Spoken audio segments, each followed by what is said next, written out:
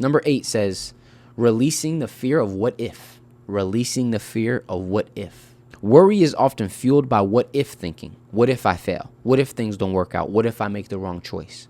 But these are just fear-based illusions. The truth is, most of what we worry about never actually happens. And that's why there's that quote that we suffer more in our imagination than reality, because so often we worry about things that don't even end up happening. Think about that. You are giving energy to an undesired reality. And then all of this energy that you've given to this undesired reality, this undesired outcome, 9 times out of 10 doesn't even happen. All these things that you're so scared about, that how you have so much fear towards, don't even happen. Don't even end up happening.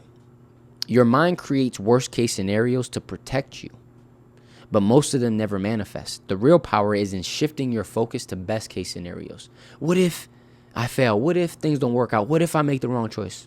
What if you succeed? What if things do work out? What if you made the right choice? We're reframing. Come on. The energy you spend on worrying could be spent on creating, growing, and enjoying life. What if instead of what if it goes wrong, you asked what if it goes right? All the energy you're spending on worrying, you're taking away from the energy you could be spent on creating. And we were made to create. We are creators inherently. It's inherent in our nature. We are creators. So if you're worrying, you're not creating. Because worry, and technically you are creating with worry, but you're creating things that you don't want to manifest in your life.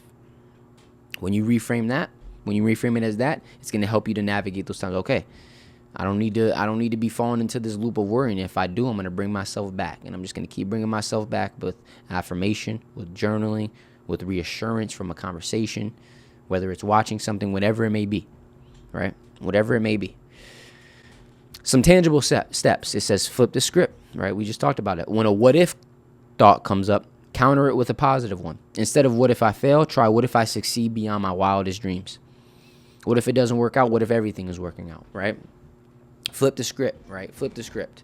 So don't be so discouraged if you have the thoughts of what if I fail. No, use it as an opportunity to flip the script. You view it as an opportunity to flip the script, right? So often when we're trying to get away from these things and these things arise, we get so discouraged because we feel like, oh, I'm not making growth. I'm not moving in the way I want to move. No, whenever they arise, you just have an opportunity to implement the new things you have learned to help navigate them in a more healthier way. It says take small action steps. If you're worried about something, take one small step toward a solution. Action dissolves fear. Absolutely it does. Action absolutely dissolves fear, right? So often our fear for something grows so much in our head because we stay stagnant and we just sit and think about it all the time. When you just take one step at a time, one small actionable step, and you do that slowly, that fear slowly starts to dissolve, right? Because action dissolves fear. Action dissolves fear. It says, worrying is like paying a debt you don't owe. Mark Twain. Worrying is like paying a debt you don't owe. Man, a day of worry is more exhausting than a week of work. That's a fact. Do you know how exhausted you feel after a day where you feel like you've just worried and overthinked all day? You know how exhausted you feel at the end of the day? It's so much mental energy that you're giving. I'm speaking from experience. It's so draining. It's so draining.